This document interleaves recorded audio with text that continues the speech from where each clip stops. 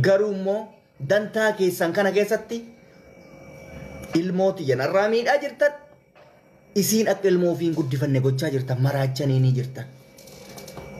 Isimmaan sun anammoo garaana jabeessaa jirtan maaliif?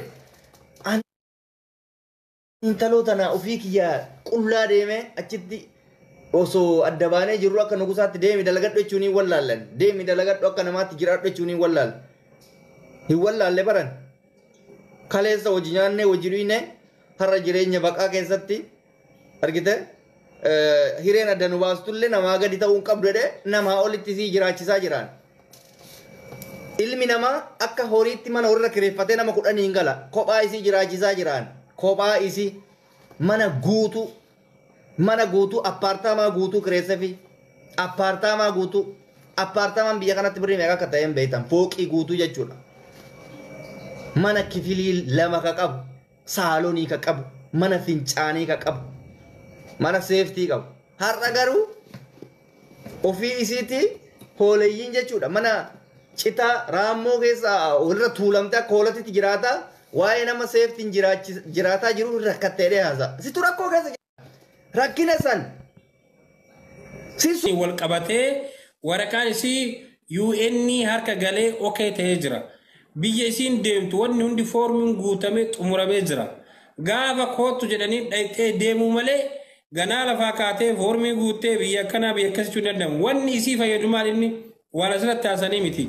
Keessan isinitti immoo isin barbaadda waan isiin gootu jira. Siistamii san gootee gara waajjira sanii yoo geessite dhimma san hatantamatti ka duraan ta'anii eeganirra hatantamaan dubbisanii sirreessuu fi danda'an malee namni illee isii ofii hin danda'u. Amma ofii firaa ol gaafanii shamarranii wal qunnamsiisee dhimma san akkana isaan kun siyaafitanii jedhuun bara waraqaan kiyya akkana onlaayinii gubbaa jira haala akkanaatiin deemuu danda'a malee kara isin jette akkanaan deemuu danda'u natti hin himne laal. Yeroo tokko la waan obsee gaqqabadhee bira ta'u olma baataniitu mana akkuma dhimma kana jalqaballee natti kaasee namoota birootti itti fufee dheengaddallee natti kaasee namoota birootti itti fufee. Isiin garuu ana akka obboleessatitti har'allee namoota hedduu sagalee ta'e kaase kana gaafsan na dhoysite jedhee of duuba deebi'ee irra dhaabannan dheengaddallee ittuma deebi'e. Silaa nama biroo ta'e iccitii isii na dhoysite nama birootirraa dhagaye waraqaan isii suni haala kanaan foormiin hundi guutamee xumuramee isii mucaa isillee jechuudha. Isii mucaa isillee xumuramee lafa jiraachuu nama biroo turatti hime. Wanni kun immoo qabatama ta'uu deebi'ee nama biroo gaafadhe dhuguma naan jedhan.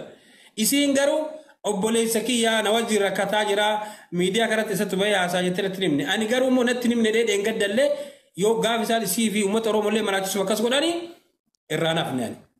Kanammoo anatu beeka malee isin hin beektan. Namni dhimma kana qubanaa qabu hin jiru gadi bahee. Suuraa akkana ka'uu kana lash godhi anuu hin hinaafee hinaaffaadhaa jettee maal obboleessa kiyya suuraa ka'uu qabani manatti ashamaaqa qabuu qabani. Ati akkanuma bara wal faanaan saalfatta kee rakkoon qabu gaabii adii bitaa.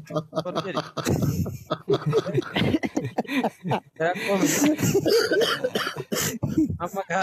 Wallahi si jala saalfadhu. Isa uffadhu mana jala taa'inaan saalfadhu jedhe kiyya rakkoo miti amma laalila kadiir kiyyoo. Waa dhimma dubartii keessaa bahii minaamin kan jettu kanarratti diqqoo deebisii kenna qabaaf. Dubartii qofaa miti eenyaa sudduu teenya keessaa seenu jirti. Hudduu dubartii qofaa miti. Walitti qabila ganu.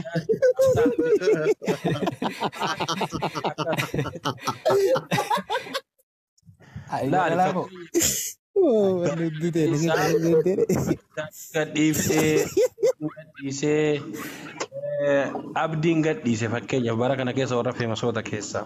Fakkeenyaaf abdiilleen ilma dhiirati mucayyoon sunillee bareedduma namni waa'ee isaanii kaase dubbate tokko hin jiru. Sababni isaa mucattilleen ikwaalitii gurbaalleen hatta waan biroo dhiise sadaqaa duraan funaannatu dhiisee ikwaalitii ilmoo dhiiratti deebi'ee hawwii nuti ta'ee an biyya faranjii kana fa'aa waan deeman natti fakkaata namni maqaa isaanii kaasu hin jiru. Isin immoo jararraa adda diina nuti taatanii maqaa keessan hin kaafnu. Tokkoffaa gadi baatanii gabanaa jaartii keessanii akka doktorri baanu haasoftan. Fakkeenyaaf biyyaadha mana tiyyaan jaaladhattaa ofii naafin akkasii naafin hin deettu naafin maaliiftu taa'ee sirra taa'ee bu'uura. Osoo ati waa'ee jaartii keetii as baaftee wanta akka dubbachuu baatte nuti jinii nutti ni bitu. Amma si fakkeenyaaf akka taasisu hidhee har'a booda gommaa gurraattii bitadhee si korweedhaa jechuudha. Angaraa sun tuyile garuu. Reed Anis amma singili shabaaba akka keetiiti oli gabbaana beekadhu. Anis shabaaba akka keetiiti oli gabbaana. Reed illee fakkeenyaaf ani reedii amma osoo hin taane gaafa inni nan beeyne isa beekani. YouTube Gara lamoo jaartiin ta'e tashiisha bargaanfattee harkiftu turee sana itti. bona nama miidha keessa seenaa laa ilaahi.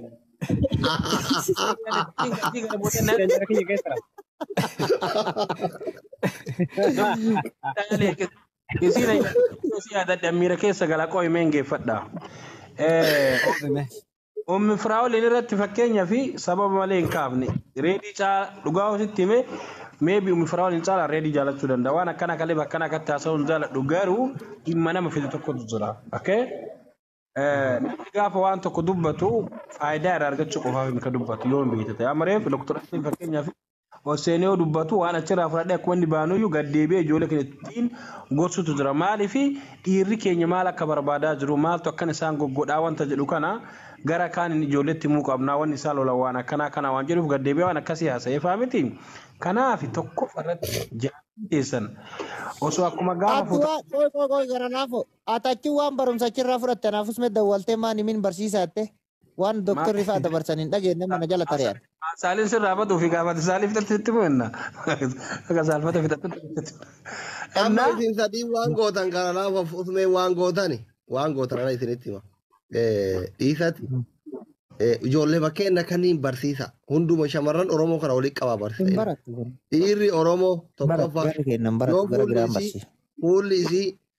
fuulli isii yoo jinni illee fakkaate yoo fuulli isii koboota illee fakkaate com'allee haa qabaatu rakkoon